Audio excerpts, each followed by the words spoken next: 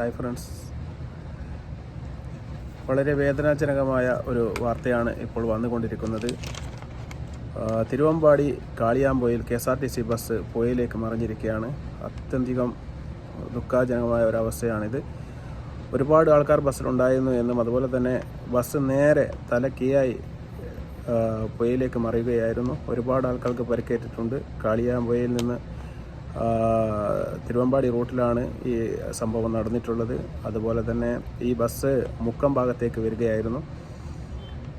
അപകടമുണ്ടായ ഉടനെ തന്നെ നാട്ടുകാർ രക്ഷാപ്രവർത്തനത്തിന് ഇറങ്ങുകയുണ്ടായി. അതിനുശേഷം നമ്മുടെ പോലീസും അതുപോലെ തന്നെ ഫയർഫോഴ്സും ഒരു മണിക്കൂറിനകം തന്നെ അവിടെ എത്തുകയും രക്ഷാപ്രവർത്തനം നടത്തുകയും ഉണ്ടായി. ഒരുപാട് പരിക്കേറ്റ ആൾക്കാരെ കോഴിക്കോട് മെഡിക്കൽ കോളേജിലേക്കും അതുപോലെ തന്നെ ചെറിയ ചെറിയ പരിക്കുകൾ പറ്റിയ ആൾക്കാരെ മുക്കം ശാന്തി ഹോസ്പിറ്റലിലേക്കും ഓമശ്ശേരി ശാന്തി ഹോസ്പിറ്റലിലേക്കും മുക്കം KEMSTRY ഹോസ്പിറ്റലിലേക്കും എല്ലാമാണ് മാറ്റിയിട്ടുള്ളത്. തികച്ചും ദാരുണമായ ഒരു സംഭവമാണ്. KSRTC ബസ്സിൽ ഒരുപാട് കുട്ടികളും അതുപോലെ തന്നെ സ്ത്രീകളും പ്രായമുള്ളവരും ഉണ്ടായിരുന്നു എന്നാണ് മനസ്സിലാക്കാൻ സാധിക്കുന്നത്.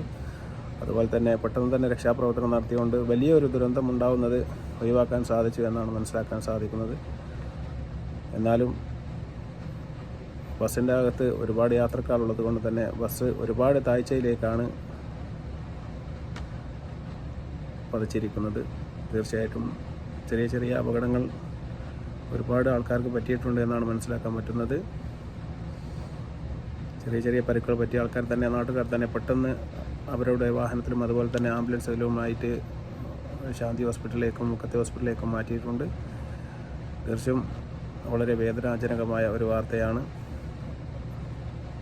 നിങ്ങൾക്ക് ചിത്രത്തിൽ കാണാമെന്ന് ഞാൻ വിചാരിക്കുന്നു. അതുപോലെ തന്നെ അപകടം പറ്റിയ സ്ഥലത്ത് യാത്രാ ക്ലേശം ഉണ്ടായിരിക്കുകയാണ്. റോഡ് ഭാഗികമായി തടസ്സപ്പെട്ട രീതിയിലാണ് ഇപ്പോൾ ഉള്ളത്. പോലീസും ഫയർഫോഴ്സും എല്ലാം സ്ഥലത്ത് എത്തിയിട്ടുണ്ട്. അതുപോലെ തന്നെ ക്രെയിൻ സംവിധാനം ഇപ്പോൾ ഏതാനും നിമിഷങ്ങൾക്കകം തന്നെ അവിടെ എത്തിയിട്ടുണ്ട്. ആ ക്രെയിൻ ഉപയോഗിച്ച് ബസ് നേരെ പൊന്തിക്കാനുള്ള ശ്രമമാണ് ഇപ്പോൾ നടന്നുകൊണ്ടിരിക്കുന്നത്. ബസ്സിനുള്ളിൽ അപകടത്തിൽപ്പെട്ട ഒരുവിധം എല്ലാ യാത്രക്കാരെയും തന്നെ പുറത്തെത്തിക്കാൻ സാധിച്ചു എന്നാണ് ഇപ്പോൾ മനസ്സിലാക്കാൻ സാധിക്കുന്നത്.